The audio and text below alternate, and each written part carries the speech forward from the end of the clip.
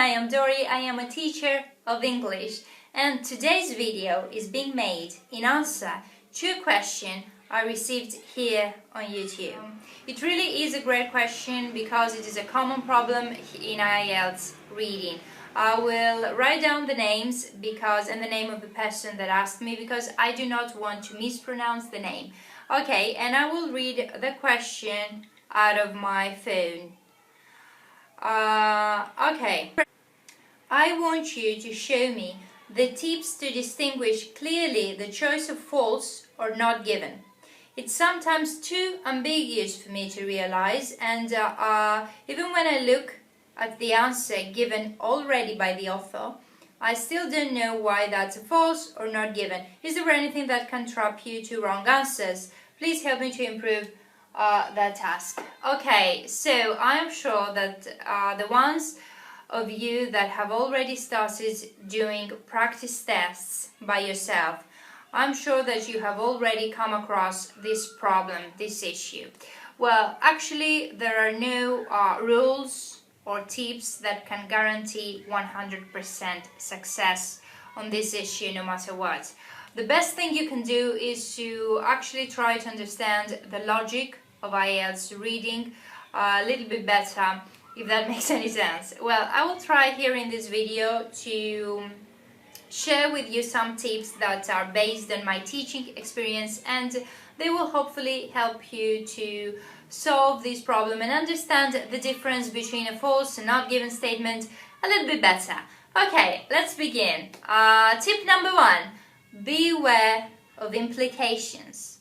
Alright, beware of implications. Be very careful of what is implied in the text rather than what is already stated. What do I mean by that? Sometimes a statement is implied all over the text as being true or false, but it is never clearly stated. So you assume that it must be false or it must be true, but you cannot find proof for it. It's just all over, you know? So when you cannot find proof for something, or you cannot be specific about an answer, about something, then be very careful because this might be a not given statement. So let's look at our example over here. So this is a statement and we read, people that suffer from depression try to attain the same standard of success in their career as people that do not suffer from any psychological disorder. Alright? Very good. In the text now, all over the text, it is implied that people who suffer from depression do not care at all about their success in their career. It is implied as a notion that they do not care about achieving the same standard of success as non-depressive people. It is implied, but it is never clearly stated. So, there maybe some people who suffer from psychological disorders, from depression, maybe some of them want to achieve the same standard as non-depressive people, the same standard of success. So, it is not stated at all clearly. In this case, this statement is a not given statement. Okay? Tip number 2, lack of discussion. Usually, when you see a statement that it is not discussed or analyzed enough in the text as an issue in a paragraph or even half a paragraph, then be very careful because this statement might be not given. In other words, if the focus of the paragraph is somewhere else and part of a statement is just, it is just mentioned by the way, then be very careful about that. Okay, for example, let's read this statement over here. Homeschooling is part of a self-study procedure that has more to offer than it is generally known. Alright? So, in the text, the notion, the idea of homeschooling is analyzed in a paragraph along with its advantages. But it is never actually stated that it is a part of a self-study procedure. It is never stated. It is the notion of homeschooling is analyzed in the paragraph generally, but this part over here, it is never clearly stated. It could be a part of a self-study procedure, but the paragraph is analyzing and discussing something else. So this is not given. The part of that it has more to offer than it is generally known, it may be analyzed in the paragraph in terms of homeschooling's advantages, but this is not. So this is a not given statement, okay? And this takes us to the next tip. Tip number 3, if you cannot see it, well, that doesn't mean it doesn't exist. Okay, what do I mean by that? Let's take again the previous example, that homeschooling is part of a self-study procedure that has more to offer than it is generally known. So, the part that homeschooling is part of a self-study procedure, it is never stated in the text, okay? That doesn't mean that this is false, because it may be a part, homeschooling, a part of a self-study procedure. We just don't know it. We're just not given this kind of information. This statement over here would be false only in case that in the text we were told something like, well, homeschooling is supposed to be a part of self-study procedure, but it is actually not that way because blah blah blah blah blah, etc, etc, etc. You know what I mean? Similarly, we move on to tip number 4, beware of omissions. Pay attention to what is omitted between the text and the statement rather than what they have in common. For example, let's see here this example. Let's just say that in the text says something like that. Having a family makes people feel more secure, blah blah blah blah blah, etc, etc, etc, yada yada yada. And we have this statement over here in the task, and that says having a large family enhances security. So this statement over here is a not given statement. Why? Because in the text, no one ever mentioned about the size of the family. No one ever talked about a large or a small family making any difference. In the text, the writer just wrote about any family at all makes people feel more secure. He or she, the writer, didn't say anything about the size of the family that makes a difference, okay? So, in terms of size, we don't know anything. So, this statement is not given. It is tricky, I know, but this is the nature of these tasks. They are meant to be tricky and confusing, so you just have to understand a little bit better the logic of IELTS reading, okay? Tip number 5, beware of explanations.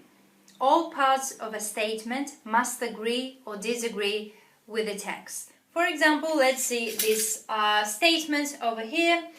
The population of wild ants increases at such a fast rate because they constantly need new members in the ant community. Okay, so in the text there is a whole paragraph saying that the population of wild ants is indeed increasing at a very fast rate, but the writer never gives a reason for that. The writer never tells us why this happens. He or she, the writer, just tells us that it happens in a whole paragraph. So we don't know the reason for it. It could be because they constantly need new members in the ant community. We just don't know it. So it is not given. Be very careful that all parts of a statement must be true to the text. All parts. If a part is not stated at all, as in this case here, it is not given. If in a paragraph there was a reason why this population is increasing at such a fast rate, but this reason was different from this reason, then in this case, this statement here would be false. But if we have no reason whatsoever, then this statement over here is a not given statement. Okay? Last but not least, tip number 6, beware of comparisons. In general, extreme opinions and statements should raise your attention. So be very careful of that. As we said in a previous example, we don't know if the size of a family makes any difference. So similarly, for example, in this statement, bus is the most convenient form of public transportation. When we see these phrases, the most convenient, the most beautiful, the best, the worst, we should pay attention to find information and proof in the text, because maybe this is not the case if you see extreme views and opinions like that. So we should find it in the text, if it's true, if it's false, or maybe not given as the large size of a family. Okay, in the text it is mentioned that buses are used the most, but not in terms of convenience. We don't know anything about convenience.